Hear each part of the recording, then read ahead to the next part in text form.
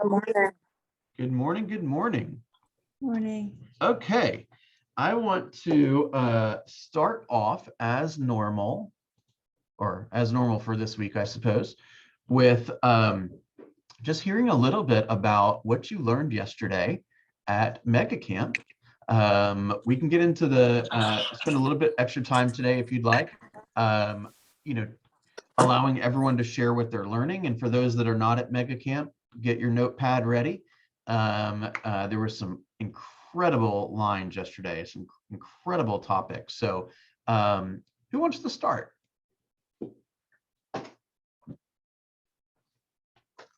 Oh, come on now. Come on.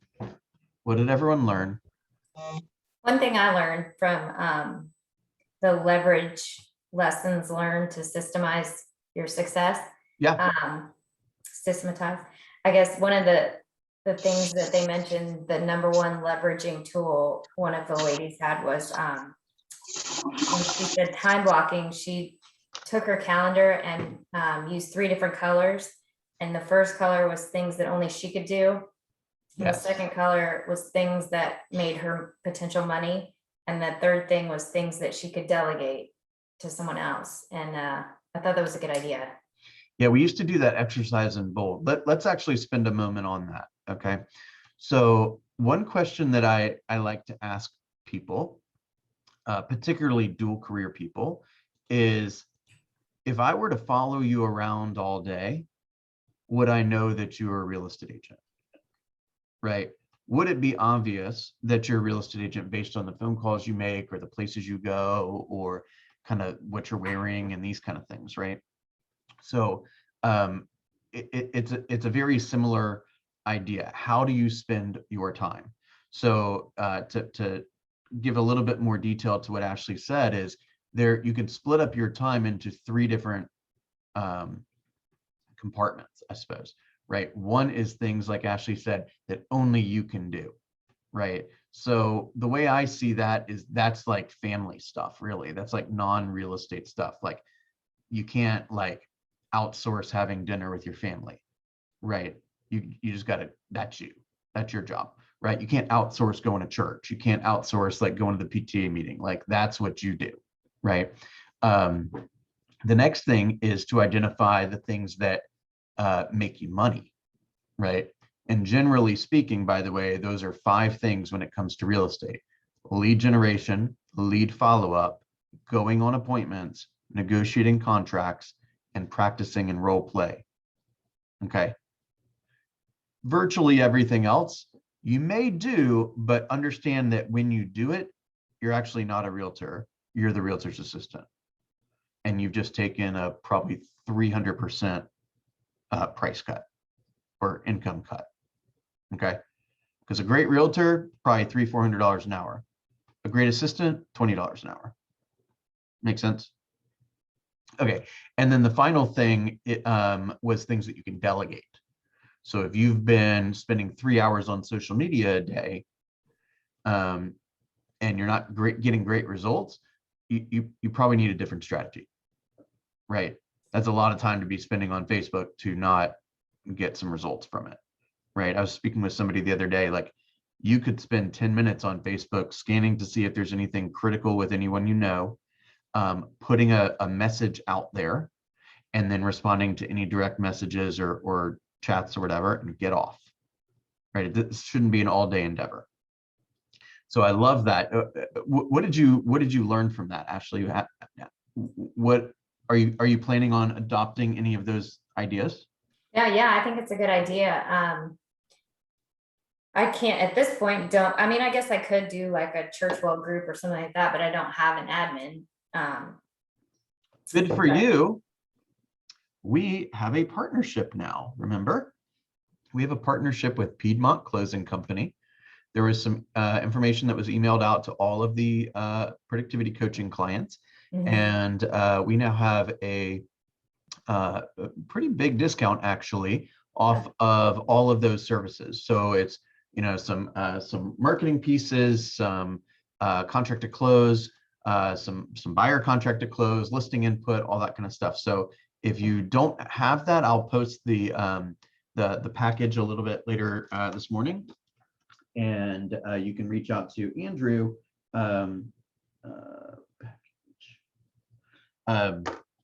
You can reach out to Andrew and he can review his offering packages with you. Okay. Okay. And I don't know if he knows this yet, but I'm going to put some pressure on him because there's a lot of like kind of piecemeal marketing kind of stuff that I want him to do. And that would include things like set me up with a 36 touch or set me up with design this flyer or make this little administrative thing go away. Make sense? Mm-hmm. So as we learn, kind of more administrative projects that need to get done that you have chosen not to do, right? Or you have chosen to allow someone else to have that wonderful opportunity, then we want to approach him and say, can you do this? And how much would you charge for it? Mm-hmm. Perfect. Okay, who else wants to share? Hi, Bill. Bill, who was that again? I'm just trying. Yeah. Yeah, so a little over a week ago, we introduced a gentleman named Andrew Domnauer. I was gone. That's why I don't know what you're talking about. Okay. Okay, so I'll post both the offering page and I'll post the video where we introduced him. And we went over kind of his professional background and his service packages and that kind of stuff. So we were able to negotiate a bit of a discounted rate from what him or any of his competitors would generally charge on the open market, specific and exclusive to you guys that are in the program. There's no commitment that you use them. There's no commitment that once you use them once, you have to use them forever. You use them when you want to use them, if you want to use them. Okay. Thank you. Very cool. I'll look for that. Yeah, it's basically, think of it as like it's almost like a pre-admin, if you will. So rather than going from I have no admin to now I'm supporting a $50,000 admin plus insurance benefits and stuff, this is like something in between, right? Where you're not paying for the guys, retirement, and you don't have to commit to 40 hours a week and these kind of things. It's a piecemeal opportunity so you can get these administrative tasks off your plate so you can go find more deals. Cool. By the way, we have one more of these that we're working on behind the scenes.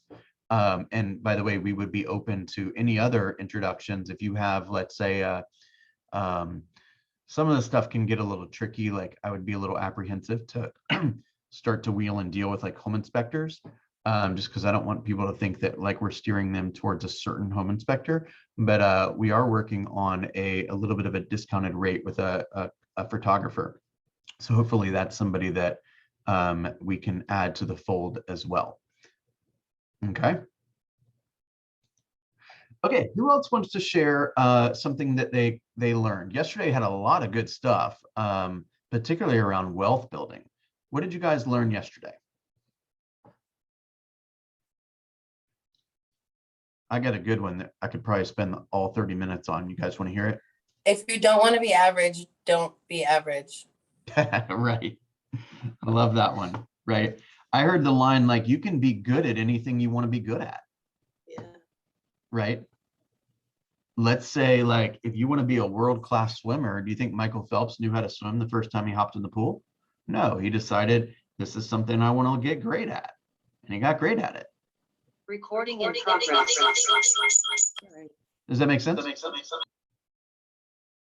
Okay, I heard another one, which was performance equals potential minus interference. I was in that one, Bill to Stacy. I was just looking at that. That was really good. That was probably my favorite line of the whole day. Okay, performance equals potential minus interference. So what does that mean to you guys? Stacy, let's call on you if you don't mind. When you heard that, what did it mean to you? Yeah, the interference is I guess he was talking about identifying the things that interfere with your goals, right? Your performance equals potential. So you have this incredible potential to do anything you want. I mean, that's what I like about some of the speakers is they're selling, I don't know, maybe $300 million, worth of real estate. So, the potential is like the sky's the limit. I mean, That's it's incredible what some people are doing. And I was like, it helped me to have this much bigger vision, which I love, that it's really up to you, your potential. Yep. That's kind of how I took that. And it's kind of up to what you want to do. You may not want a 300 million business. Right now I'd be flabbergasted with the $30 million business, right? So Right. it's kind of what you want. And then the interference is what all those things that get in the way. And I really struggle with that. I know things are interfering all the time that you allow in, to, I don't know how else to explain interference, the things that get in the way. So Yeah, it's like just I having that almost formula prefer the was really word helpful. distraction. Yeah. Distraction. Think about it that way, right? So, by the way, I want to make a point very clear. Like, kids are not a distraction, right? Church is not a distraction, right? Working out is not a distraction, right? You got to take care of yourself and do the things that are mission critical for your own personal self. This is referring to like, hey, got a minute? Or, oh my gosh, somebody just did something on Facebook. Let me go call them, right? Or whatever. It's things that aren't on the plan, right? Yeah. So the Exactly. plan each day is to do boom, boom, boom. So once you finish boom, boom, boom, you can go be a non-real estate agent, right? You can leave the real estate world for a bit and go be a non-real estate and focus on other stuff, right? But unless you do those couple things, well, you're not going to have the income you want to have, and you have the potential to have stuff get in the way. So what I hear is interference is anything that interferes with the plan of the day, right? Or the intentionality. We've heard that word 3 million times, right? And that includes mindset. Oh yeah, if you bring the wrong mindset to work, then you're going to have an unproductive day, right? There were many times where like I'd have an off day, right? I'd get more rejection on the phone, or something would happen with a file or whatever. And I'd be like, it might be lunchtime. And I'm like, if I talk to anyone else today, I'm probably going to lose a friendship or a relationship, or, somebody's going to write a bad review about me. So I'm just done for the day. I'm going outside. That's okay. You know what I heard today? I heard yesterday that I heard it said many times in different ways. Once we understand what to do, why are we still talking? Yeah. I loved that. I thought, we know we need to lead gen. We know all the different ways we can lead gen, but we love to talk about what should we do so we don't lead gen. Yes. Ben Kinney, who's the #1 agent at Keller Williams, says we often overcomplicate things so that we can justify inaction. It's simple. You need more leads. You just need more leads. That's all. Everyone on this call needs more leads. That is probably your biggest problem. That makes sense? And I've seen a lot of, and I'm going to be jumping the pond here and be transparent. I've seen all of us do something and have success at it, and then we just stop it. Right. And we go do something else. I've seen some amazing videos. I've seen some amazing actions, and same for me. So I'm not pointing fingers. I'm giving us all a big hug and saying, let's do it better. Right. You gotta, what did they say about, like, I've heard it said differently in the past, but it's like, you gotta get comfortable with the monotony of success. Yeah. Right. Success is actually kind of boring, right? You come in, you dress the same way, you say the same stuff, you go home. Right. But if you just know that stuff works, and you trust that if you show up to work every single day and do it, you'll be wildly successful.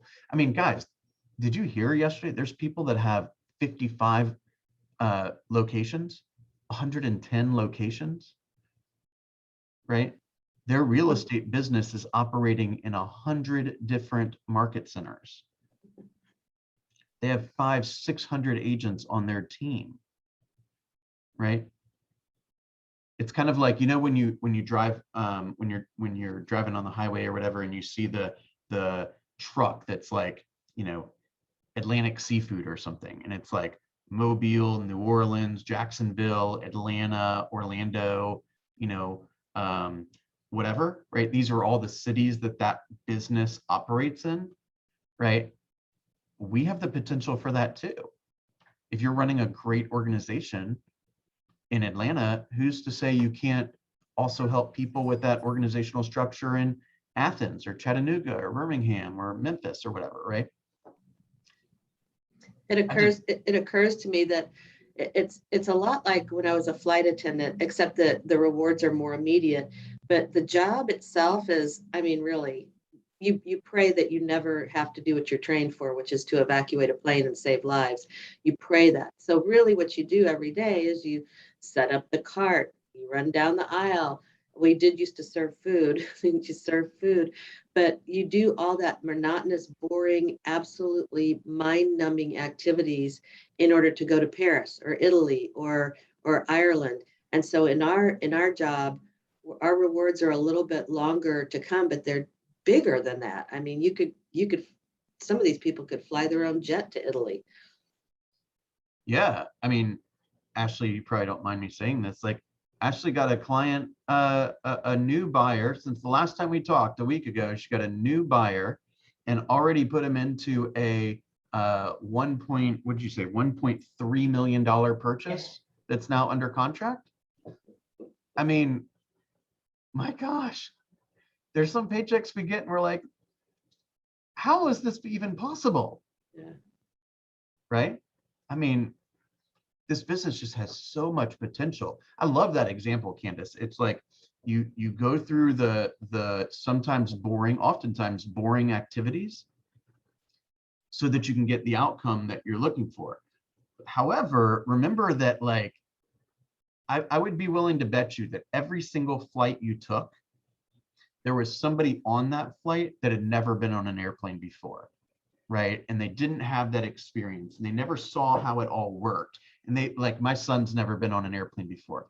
I can't even tell you how excited he is. Like, to watch somebody stack the drinks in the cart is going to be like amazing for him because he's not experienced it before. And so some of our buyers and sellers, they may not have experienced it before, or they may not have experienced it with you before, right? So remember, like, what's boring to you might be super unique and cool to somebody else. It's perspective.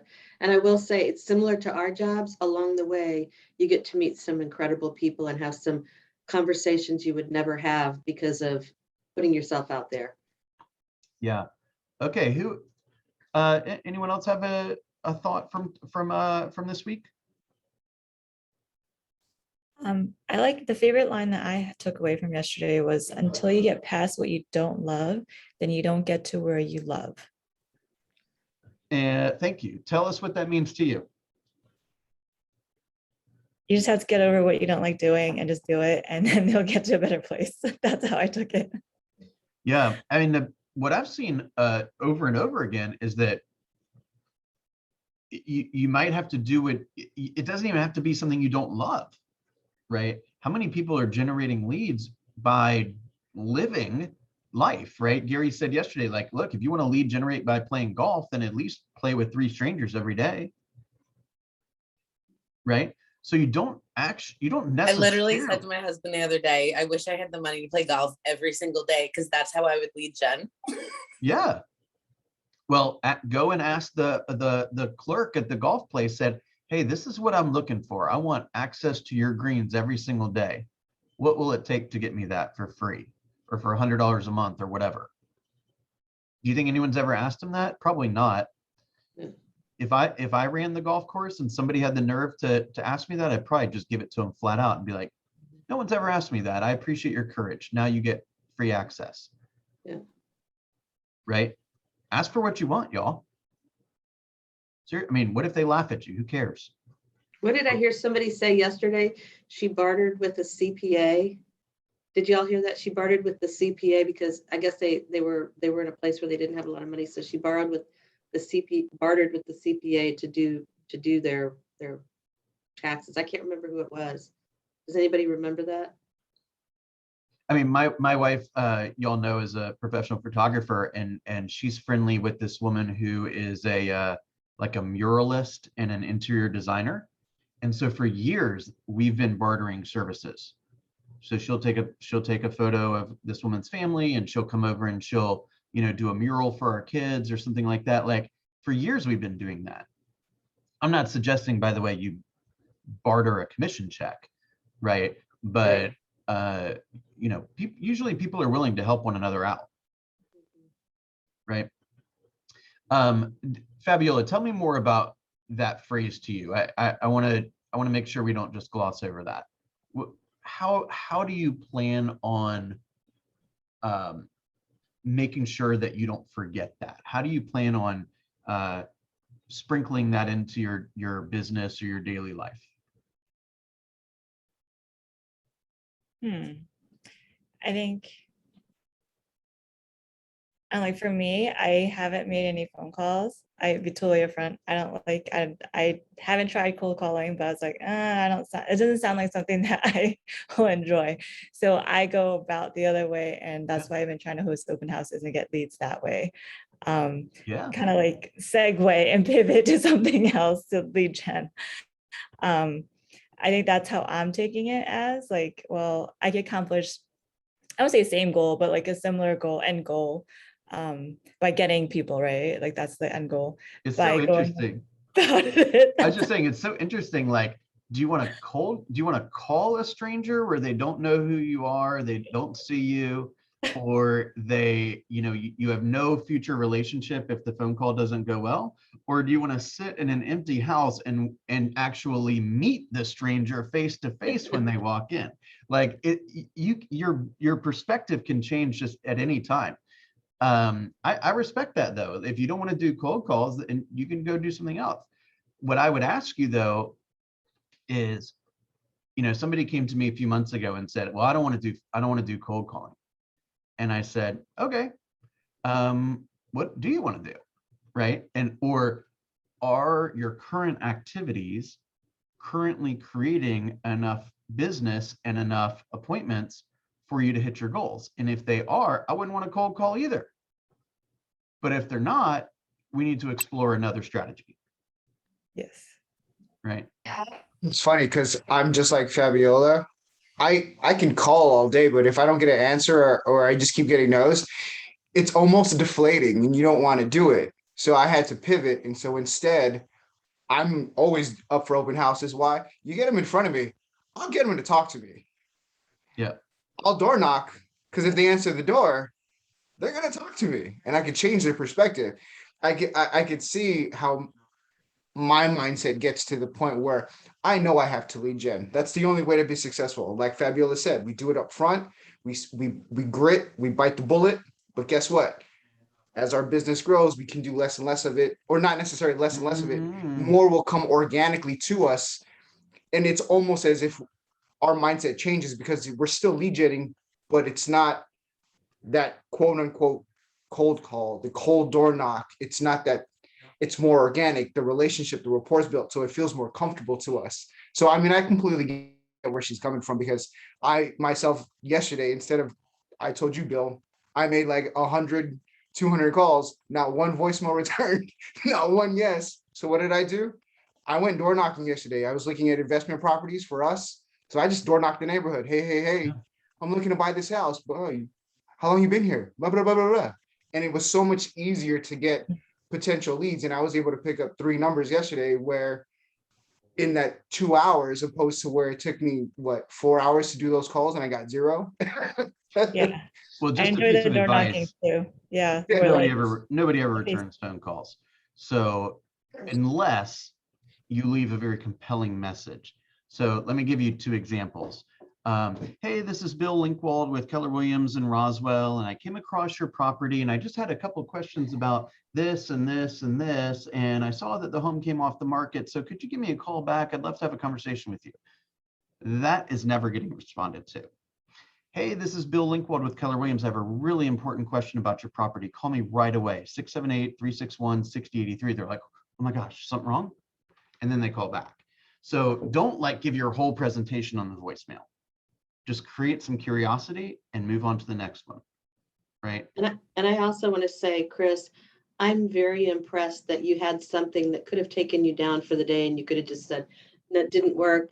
Today didn't work. I'm done. And instead you pivoted and did something positive. I think that's really, really impressive. Yes, I appreciate you saying that. I completely agree, you guys. Well, Completely. 10 years ago, I would have quit. Yeah. Yeah. But you're, But this go around, I'm a little wiser, a little older, and I got a little bit more experience. And again, leaning on people that are in the office to, you got to course correct. It's easy to get out of that frame of mind, but it's just as easy to reel yourself back in if you change your mindset, change your perspective. It's all about perception, right? So if we keep these things in place, it's going to be easier for us to refocus, recalibrate, and reset. that's a You know, high it goes back to performance mindset. It goes back to what Yes. Donna and I were talking about yesterday, or really in front of everybody, which is there is somebody in your community today that needs help.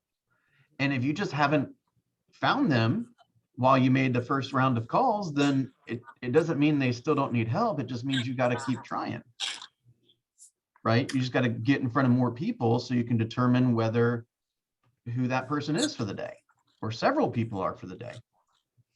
Did anyone go to any classes on wealth building? Anything that stood out to you that you want to share? Any lessons you learned? By the way, we've heard about taxes a lot. We have to pay quarterly taxes.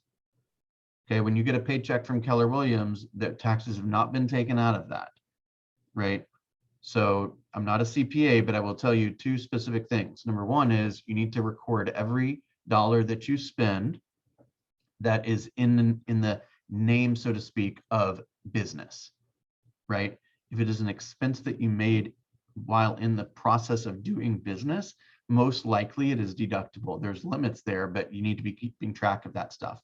And then each quarter you need to send in an estimate of your taxes. Let's say around 25% of your taxes to the government, because they're not, when you get paid 9 to 5 or whatever, you're paying estimates essentially every 2 weeks.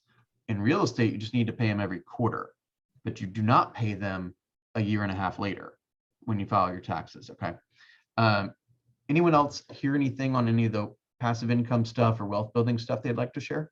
Well, I just want to say one thing, a really, really excellent habit to get into, no matter what your finances look like, is every commission check that you get, put 25% in a separate account and put 10% in your savings.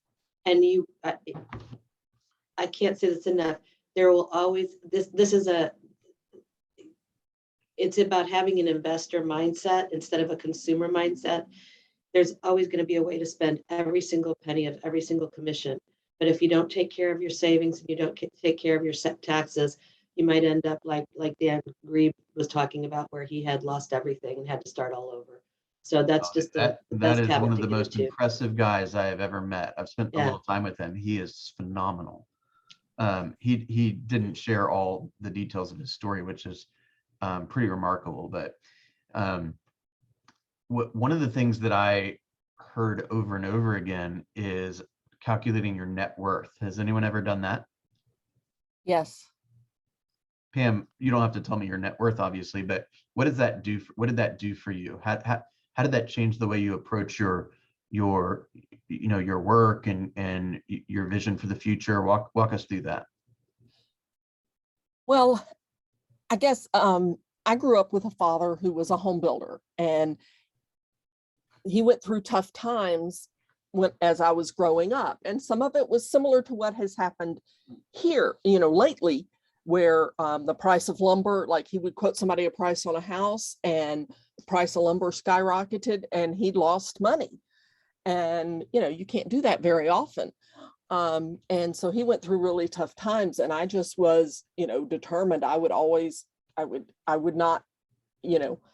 would do my darndest to not have that happen. And I'm not saying he didn't, because, at times he worked 3 jobs, to make money, and, but he just went through really tough times. And so back in the days before the internet,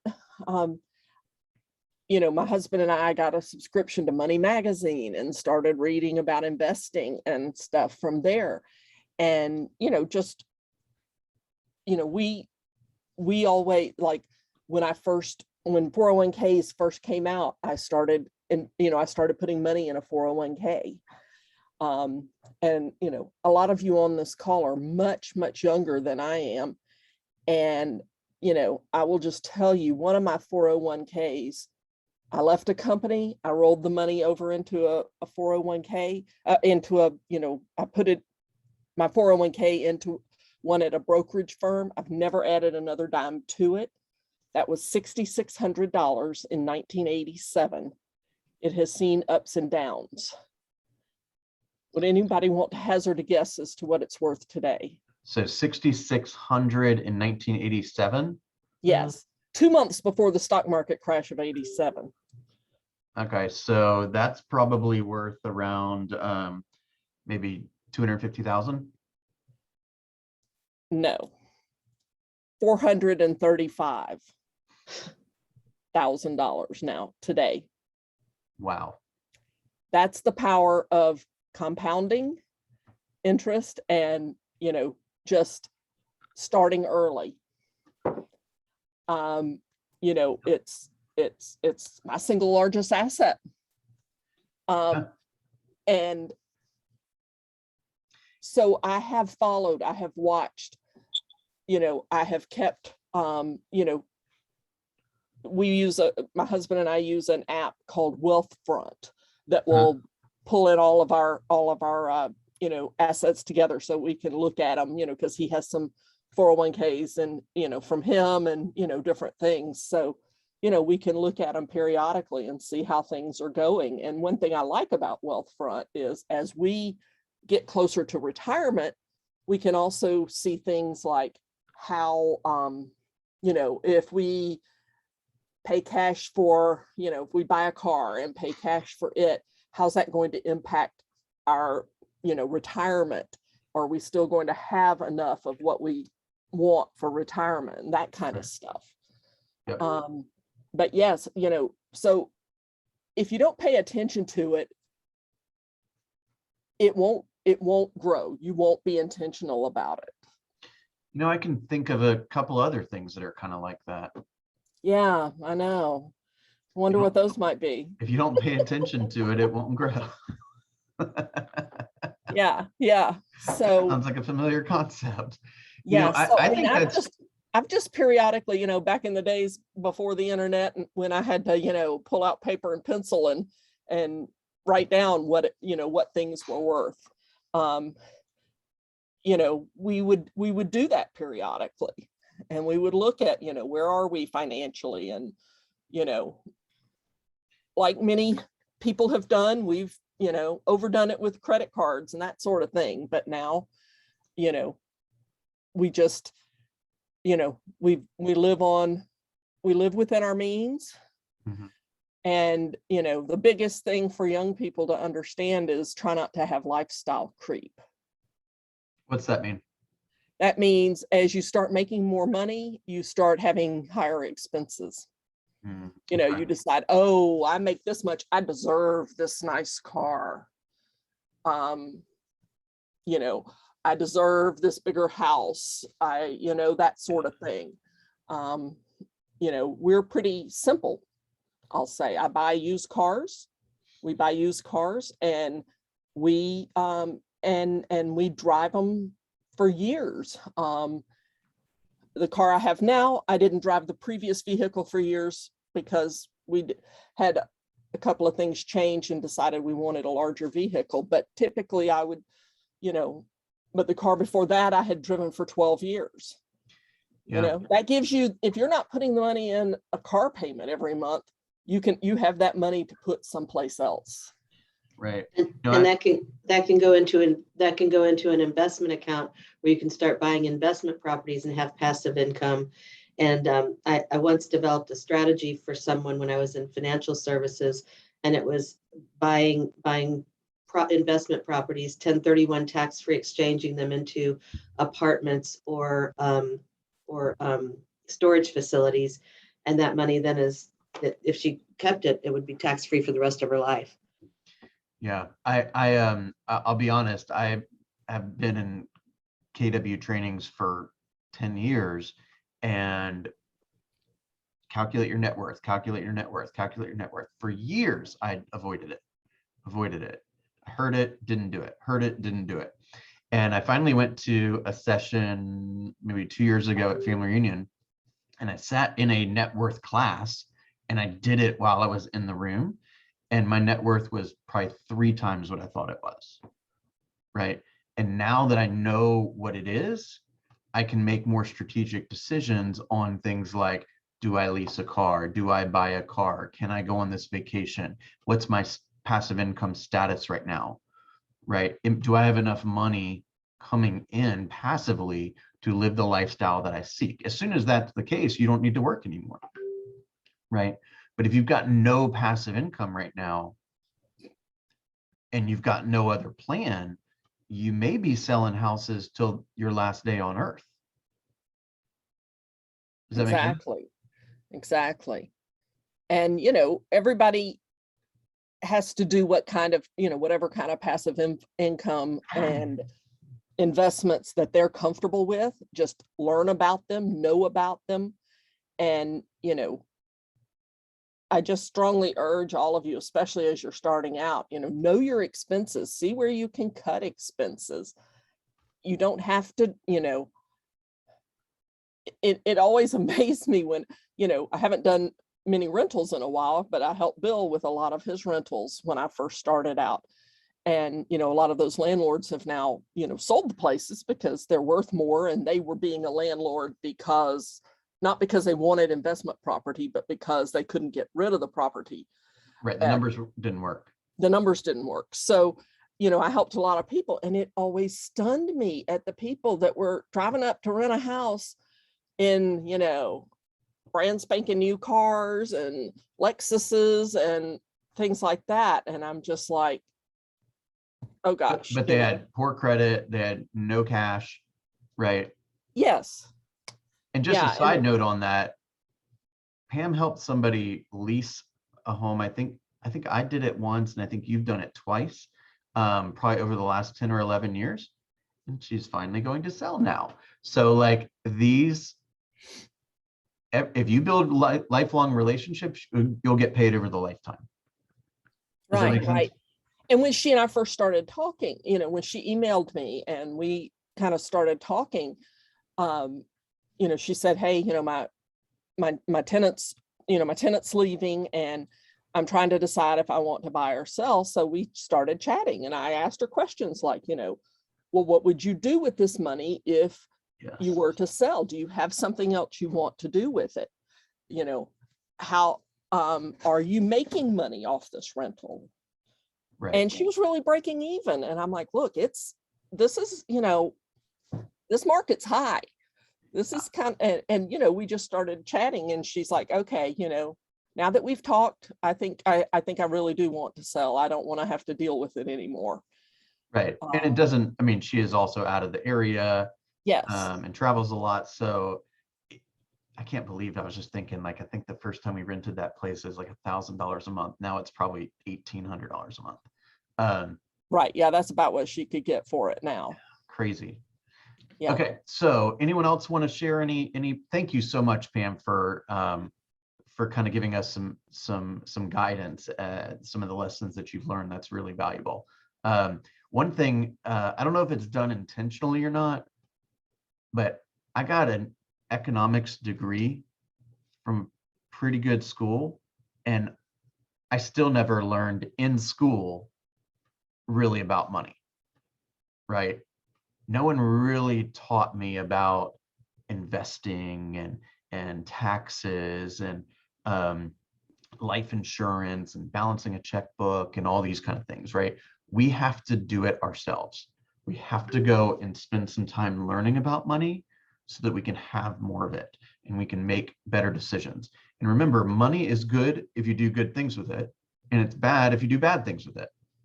It's just a resource, right? Money doesn't change you. As Gary Keller says, it exposes you. If you're dishonest person and you're not a compassionate person or whatever, then if you get a bunch of money, you're just going to do bad stuff with it. If you are a caring person and a compassionate person and you're a giver and you get more money, you're just going to do more of it, right? You're going to give more, you're going to help more people out, right? So gosh, I cannot tell you, every day I come across numerous people that are forced to make decisions that they do not want to make because they don't have money or they don't have enough money, right? So that is probably the biggest lesson I've learned in this business is you've got to figure that out. You've got to get good at money, right? Bill, I have a question. Oh man, this is great. Ebony, go first. Okay, so like I'm listening to this and light bulbs are going off, and I feel that I'm so far behind the curve because these things about financing were never taught, at all. So I don't even know where to begin to start to learn about financing so that I can become what it is that I see some of my children's friends and their parents are. Like every time they go somewhere, they're like, Mom, they had 6 cars and we can fit our whole house in their basement. And I'm just like, what do their parents do? How did you get there? And I have these questions, but I'm not in those circles to be able to reach that level. So I don't know where to start. So if someone can give me clarity on that, that's the best investment that I can have for myself. All right, I'm going to send everyone a video a little bit later on some intro stuff, but can I call you out on something? Yes. Okay. Quit comparing yourself to other people. Absolutely. Stop that. Okay. You're smarter at money than you were before you got on this call today. You've made improvements. Just make more improvements tomorrow and make more improvements the next day. Okay. And you don't know how much debt those people have. I was about to say that thing. Damn, I was gonna say that too. Like I felt the same way about my friends back in New York having all these houses and all this stuff. And I'm like, but then when I sat down and had a real conversation with them, they were in massive amounts of debt and had less than $1,000 in the bank with a family. And that terrified me more than my little apartment, but all my bills are paid and I have no debt and there's money in my bank account. Right. I mean, true. do you know Wow. how many homes that I walked through 12, 13 years ago when the whole market was foreclosures basically? And I would walk into a home and there was literally nothing in the home except for like a couch and like an 80-inch flat screen TV. Mm. Yeah, Right. that showed you where their priorities were, because back then an 80-inch screen TV was big bucks. Yeah. Right. And they had all the new, gadgets and everything, but they didn't have any money. So, don't compare your insides to other people's outsides. You need to compare your insides today to your insides yesterday. That's the only thing you Working on need to think. And by the way, it's a really important lesson to tell your kids too, Mhm. right? It's a very Absolutely. important lesson to teach your kids. I feel like I'm competing. Like they always they see something with their friends have, and it's just like, well, why don't? It's just like, oh my God, here we go. So Yeah, I understand. This business is too hard to get dragged down with that type of thinking. You got to stop that. There's a book. Okay, go ahead, Candace. There's a book that I love called The 4-Hour Work Week by Timothy Ferriss. Yeah. And in it, he says that it's the 80-20 rule. Of all the stuff we have, we only really use about 20% of it. And when we tie ourselves down, I mean, my attitude for a while, even as a realtor, was I don't want to own a home. I want to rent, because if I want to pick up and move to Spain, I can pick up and move to Spain. And we did. We picked up and moved to Panama and in Central America for 2 years. And it was after reading that book. And he said, if you drive a car where you have a car payment, you have to work for that car payment. And after the newness wears off, you still got the car payment, but you got coffee spilled on the front floor in the carpet or the pads, and it's not as much fun. So that book really freed me up from the mindset of having to have a lot of things and a lot of the newest and best things, to having the quality of life where you have some freedom. And I'm not saying everybody shouldn't own a home. I'm not saying that, but his attitude was, he wanted to become a world-class tango dancer. So he picked up and moved to an apartment in Brazil and hired a dance instructor 6 hours a day, and he can compete worldwide as one of the top tango dancers now. Yeah. He wanted to learn Japanese archery, so he picked up and went to Japan and lived in Japan. He's lived his life on his terms, according to, he's now very, very wealthy because he's taught this principle, but he teaches the principle of passive income. And on that subject, I just wanted to say one thing we haven't talked about is our profit share. I was in that profit share class yesterday, and these women are two women, Mahogany Rhodes and Amy Noble, were talking about how profit share in a down market actually saved one of them from being homeless, because that profit share check came in. And I've heard Joanne Curtin say that too during Yeah. 2008, that profit share was the only thing that kept them in their home and able to make their mortgage payment. But Yeah. now one of them is using the profit share to buy investment properties and build her wealth. She says when we get our stock options, she's going to use her profit share to buy stock options, and the other one uses it for good of other people. She said, I'm sending somebody back home to Jamaica where he hasn't been in like 30 years, and what he doesn't know is when he gets on the plane, he's going business class. So and their attitude about that was, not only is that a great way to create passive income, but they're also helping agents to be in this family of agents where they can have access to this kind of wealth building and this kind of instruction that we get in training that we get in caring culture. And we heard some of that yesterday where someone had paid off another person's house who had cancer, and the KW family came together and paid off the house for that family. So that's the culture that we're in, and we can help other people to this culture, and it's almost a responsibility in my mind now. Yeah, I would say I'm gonna get a tiny bit parental here, but I honestly think, Ebony, this is maybe a good time to like round the family up and say, here's why we're making some of the financial decisions we're making, and here's the path I'm on, and here are the lessons that we're all going to learn together, right? Because then they'll get curious about decision making and finances, and maybe they'll understand why the family chose to not buy that or instead decided to make this decision, right? So what they're basically telling you is that they don't understand, right? Okay. They don't understand money, and they don't understand how your family is using it, and they don't understand how that family is using it. So this is probably a great opportunity for you to sit them down and start to teach them some of these concepts, to say, hey, if you were to put this, $1,000 car payment in an account in 30 years, you could have 300 grand. If instead you go and drop it on, bottle service at the bar, then in 30 years, you want to have squat. Mm-hmm. You see what I'm saying? And to Bill's point, that is certainly something we started doing. I know Bill's not a fan of him, but my husband and I went to a Dave Ramsey course. He has a course called Financial Peace University. Do I believe 100% exactly what he believes? No, I don't.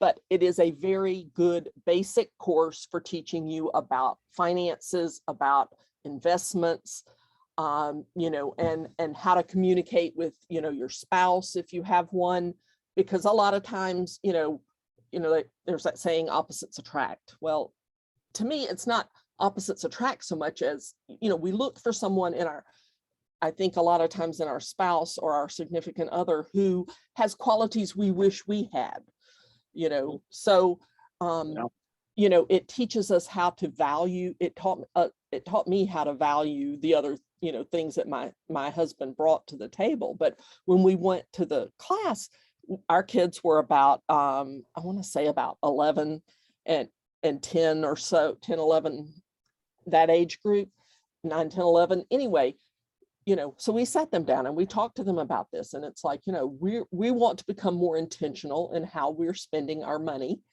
And our kids played travel baseball. You're going to still get to play travel baseball. However, the team would go out for these sit-down dinners. I mean, everybody got along great, and the team would go out for these sit-down dinners, and we'd spend, we'd do that like 4 times a week. And, you know, I just, we said, you know, we're going to stop doing that because, you know, we're deciding that's not how we're going to spend our money. And that was the thing. We never said we can't afford it. It was, this is not how we've decided to spend our money. Oh gosh, I really love that phrase. Yeah. That's super powerful. That's Yeah. really, And so that's really good. the first time, this was during the off season, baseball off season. So the first time the team got together and everybody's like, hey, let's go to this restaurant after practice, you know. And we said, you know, no, remember we talked about this. We're not going to go. And I told some of the other parents what we had said. And what happened was several of the other parents said, you know what? Like one parent, I'm going to grad school and we're cash flowing it. And we really shouldn't eat out that much either. But we were all doing it because everybody wanted to and everybody else was doing it. Yep. Keep up with the Joneses. Why don't you, Yes. you can give an example of, let's say you were going to spend, I don't know, $50 at the restaurant. Why don't you go buy $50 of like Apple stock? And that can be the family's project, right? Look how much this money, how much this can grow, having spent it on this asset rather than this thing that, I mean, I'm going to get hungry again tomorrow. Like, Right. But what was funny is our son said to us that night, he's like, I wish I hadn't been born into a poor family, which was, you know, he's never gone without a meal. He's never wondered where his next meal was coming from. yeah, He's not in a poor family, but he we're would say all, the we're same. all in the top 1% of the world.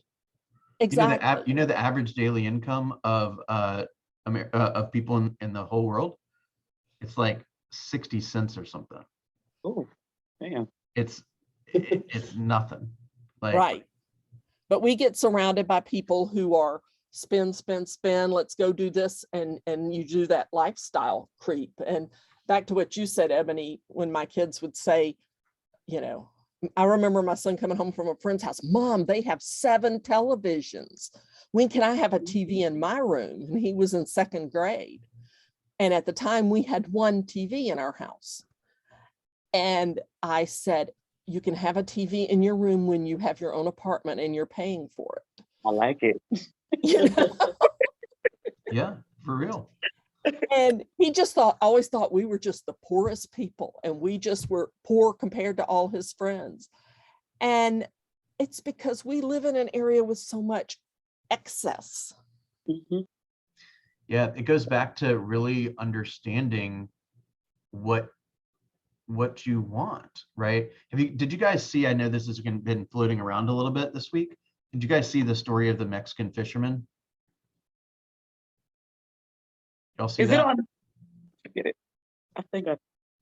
Tell us a little more. I can't remember if I have or not. All right, I'm going to read this to you and just hang with me. It's only a minute long and then we'll end on this. Candace, you've seen it, right? I think I showed it to you a long time ago. Yeah, that's wonderful. Okay. Hang on. Andy posted it the other day. All right, give me 2 seconds. It's on the GLG Facebook. Yeah.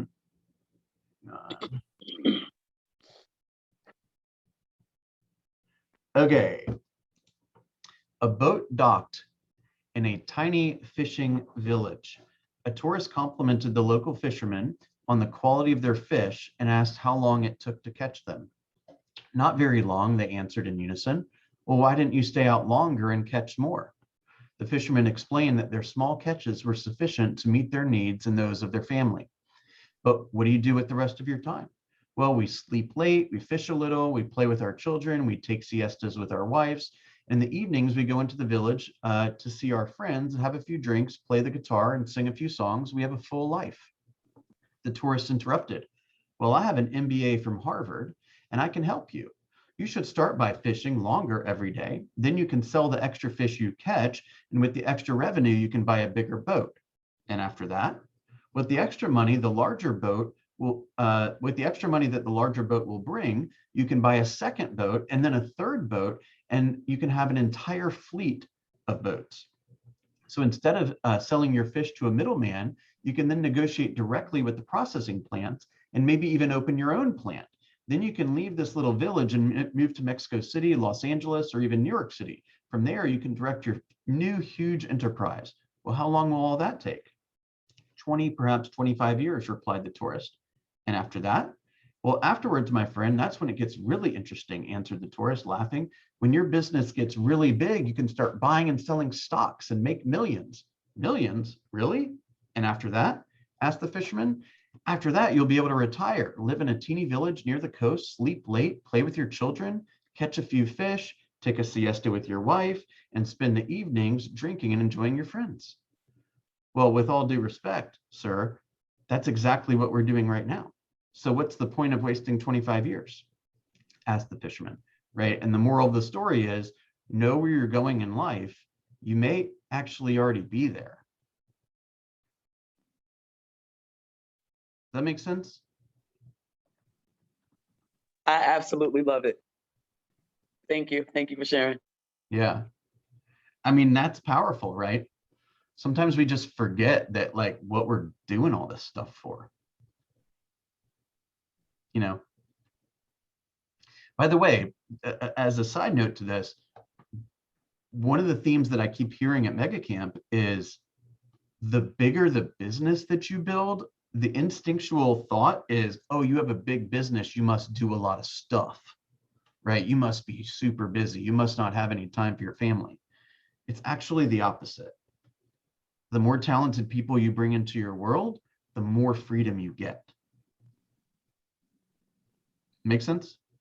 All right, let's end on that. I hope that was, I've read that probably 4,000 times, right? Sometimes I have to remind myself that, like, I've been blessed, and, like, I don't necessarily need more stuff. Make sense? Anyone else want to share their comments on that before we go? I just want to say, I think this is a great session. I appreciate all the input from everybody. Pam, all of your wisdom on finance, and Candace, love the 4-hour work week, and Yeah. the story, Bill. That's all really good stuff. Thank you. Thank you for sharing that. All right, guys, have a wonderful day. Oh, well, one more thing I want to share. So, where is it? There's a flyer that's at the office. It's next. What does anyone know what time the 36 touch class is that Andy is doing next Wednesday is? 10 to 1. The one. Okay, so 10 to 1 next Wednesday, Andy is doing a class on the 36 touch. Andy and Leslie are doing a class on the 36 touch at Roswell. So if you do not know what that is, or you don't have one perfectly in place, I highly, highly recommend that you participate in that. So what is it, 10 to 1 next Wednesday, the 1st. By the way, the 36 touch is a strategic and systematic system that you use to communicate with those in your database 36 times per year. Okay. And what we say is, once that's in place and it's active, you should get 1 deal per 16 people that you have in your database. But if you don't communicate with them, ain't nothing happening. Okay. And is that something we sign up for, or just show up, or? I haven't seen anything Daisy, I about it. actually just was checking because I was wondering the same thing, and you do have Okay. to sign up for it. It's an in-house workshop. And I also want to remind everybody that Tuesday night we have a PC get together. We have you're going to say it, Bill? No, please. Candace has been organizing this all behind the scenes, so it's all Candace. We have a new vendor who has some amazing things to offer us, and he's going to sponsor appetizers and your first drink at Kona Grill at Avalon and Alpharetta on Tuesday night from 4:30. That's lovely. to 6. Yeah, so come on over. It's just going to be fun. There's going to talk about, won't be a lot of work talk, just fun get together. Yeah, we won't be doing like business planning or anything like that. We'll just be No numbers, no numbers. no numbers, no numbers, no nothing. We're just gonna have fun. I know all you realtors love to eat. Hey, the 36 touch, is that going to be recorded? Do you know? I would suspect so. Yeah, I think it'll be in They person. did it the last time when they did it at the Windward office. Yeah. Wait. I'm wrong. Forget it. They just said you couldn't get CE credit if you watched it recorded. They did record it, but you just didn't get credit for it. We'll record it. Y'all Is it- see the sign up? I'm looking for it, It but was I in don't. Melody's email yesterday. Okay, Melody. Okay. I don't think you don't get CE credit for the 36 touch, do you? I actually It think you was- do, Yeah, You do? but I think you have to be in person. I think they you do have presented to it be in person. to the commission or whatever and got approval for C class or for C Oh. credits. I mean, Oh, cool. yeah. All right, guys, I appreciate everyone's time today. I'm going to be in the leadership version of Mega Camp today. Alright. So if you need me, just send me a little message on WhatsApp, and hopefully I'll have some extra bits of wisdom to share tomorrow. Cool beans. All right, take care now. Thank you. Thank you.